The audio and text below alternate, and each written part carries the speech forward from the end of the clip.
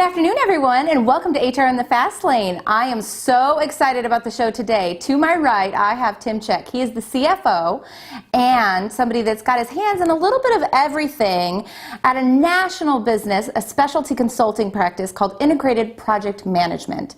And if you haven't heard of this business, it's something that you should definitely check out. This business has been recognized across the country as one of the, well, for 5 years consecutively now, right, Tim? Correct. 5 years consecutively now is one of the great places to work. In addition to being recognized for the International Torch Award in Ethics. Correct, Marketplace Ethics. Marketplace Ethics. And if you think about that, that is not an easy task to have that happen. So we're here to learn and get into the inside a bit of what you can share with us and our guests in terms of just what is special. Tell us what's special about IPM. Well, first, Nicole, thanks for having me on your show. I greatly appreciate it. Oh, it's my honor. Absolutely. Thank you. So special, what's special about our culture? I think it's really how we treat our people. It's all about our people, right? So we're about respect, we're about caring, and it's really about being a family. So, for example, a couple of years ago, we had a new employee, brand new employee. He was with us for maybe 2 weeks. So we call it Pinnacle Challenge. The first 2 weeks of orientation, Pinnacle Challenge. During that time, he's on board. He doesn't really know anybody, and his wife had a life-threatening medical condition. Yes. So he was very distraught. He didn't know what to do. He called his manager. His manager said, I'm not going to say his name, but his manager said, thanks so much for letting us know. We'll take care of everything. Worry about your family. That's all you have to do. You don't have to worry about anything but your family. So at that point, he took off of work. He had to stay up in Chicago. The company paid for the hotel. He took care of his wife. Emails flooded into him about, can we mow your lawn? Can we take care of your kids? They gave gift baskets for his kids. It was just amazing. So after this all ended, it ended positively, right? His wife has fully recovered. She's great. And he likes to tell the story. He says, IPM did everything for me, and I didn't do anything for them. I didn't deserve any of this. And he's just so grateful for how everybody treated him during the darkest time of his life. And that's truly IPM. IPM is just about caring so deeply for each and every one, and that really is the basis of our culture. I think that's amazing, though, when you think about that, because it's really targeted at caring for the individual. Absolutely. And the whole person and their family. Correct. And when you think about this is something that probably comes from your founder. Sure, absolutely. Yeah. So 27 years ago, Rich Panico founded our company, 1988, and he founded it on doing business the right way. Ethical, morally, with values, a values-based culture. That's what IPM is really about. Absolutely. I love that you're going to bridge us into values at this point, right? Because how many businesses do you run into that maybe say they're ethical or do ethics and they didn't? And it's so funny, you guys. I'm going to share how I met Tim. Tim actually was invited to a speed workshop that we do at HR Boost where we invite business leaders together to play a game to win.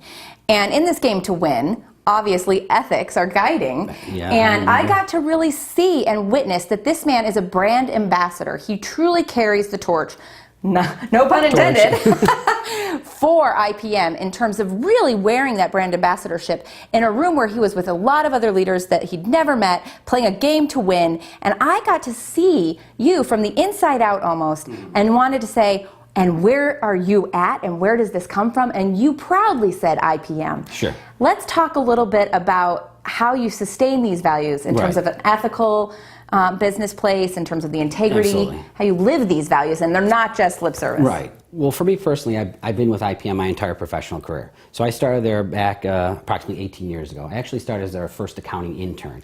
And ever since day one, values and ethics and morals and culture, it's just instilled in us. That's what we do. It isn't lip service. So how do we sustain it over the years?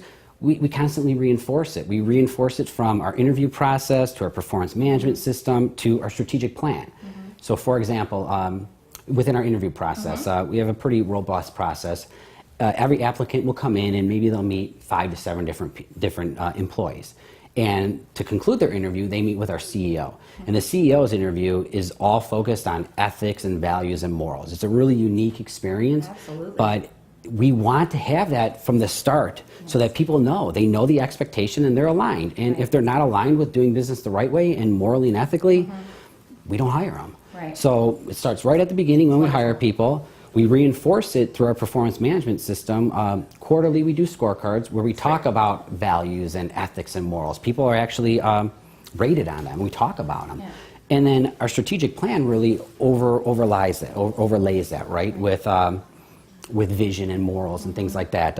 One of our vision priorities is called prosperity. Okay. When most people think about prosperity, they think about financial growth. Prosperity for us is way more than that.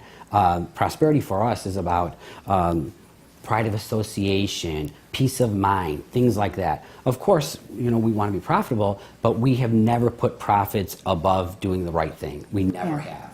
That's incredible. And I think to sustain it and really bring it through into performance management the way that you do, I'm guessing you also have kind of a rewards framework for this.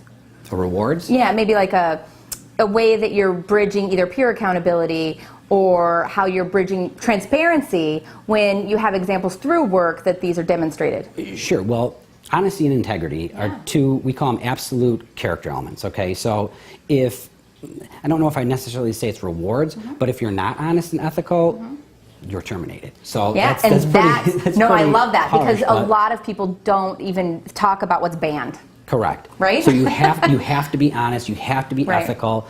If you ever, I like that the organization really, we always have our employees' backs, right? So if you get into a situation where one of our consultants is in maybe a client site and they feel that something unethical is going on, they know that the company's behind them and will walk away from the project. Okay. I mean, a couple of years ago, we had a project where one of our consultants was completely entrenched within the client, right? Doing a wonderful job. She was getting tons and tons of accolades, but as she was going through things, she came upon a situation that she thought potentially some funds were being misallocated, misappropriation of funds. She brought it back to the management. Management brought it to senior management. We talked to the client. Through the investigation, learned that before IPM was involved in the project, there was some misappropriation of funds, but no more moving forward. When we got involved, everything was ethical, but our project manager still didn't feel comfortable. So what we did is we transitioned her off the project because we're not going to put somebody in a position where they don't feel comfortable. That's just not who we are. I love hearing that because that's really what it is about now. A lot of people talk about like anti-harassment policies and all these other things that come up in typical HR, but at the end of the day, it really is all about that. Absolutely. Just people feeling comfortable being able to be themselves at work, be accepted, and the fact that you honor that individual to share it and then put her in a position where she can be comfortable, and yet still, in that case, it was right for you to serve your client, so you continue to. Exactly. Yeah. Correct. It's a wonderful story to share. I think that's such a transparent story to share with people of how you're really living this. Sure. There's it happened about 10 years ago, 2007. I like to reference it because we're really proud of the fact how our CEO handled this one situation. It really speaks to our integrity. Absolutely. So back in 2007, we had we have agreements with our clients. So we'll say, Nicole, I'm not going to hire you. You're a client of ours. And Nicole, you're not going to hire me. I'm providing a service to you, right? So it's in a contract, but it's our word, right? We're not going to do that. We're partners. We want to partner together to make your business better, and we'll grow as well. So at that point, what happened was one of our clients actually did hire one of our employees. So our CEO called their CEO, and their CEO said, wasn't aware of the agreement. And how would you like me to handle this? And Rich said, well, I would like you just to live up to your word and not hire our employee. And their CEO kind of laughed and said, well, I can't do that. That's not how business works. And Rich said, well, what do you mean? It's just do the right thing. You agreed to this. And their CEO said, well, how much money is it going to take to make this go away? Oh, my goodness. Right. And we said, again, it's not about the money. It's doing the right thing. And make a long story short, we didn't want to pursue legal action, so we agreed to $30,000 with one stipulation, that all the money was donated to charity. So we accepted the check and donated 100%, the $30,000 to charities based on where our offices felt most appropriate. So we wanted to take a negative situation and turn it around into a positive, so hopefully some good came of that, those funds. That is such an incredible example that you share, because right now, just at the tipping point, right, of all the shifts of human capital, and there's a lot of people that are poaching talent, right, and starting to do a number of different things that I would consider to be right in that wheelhouse, including customers taking talent, right?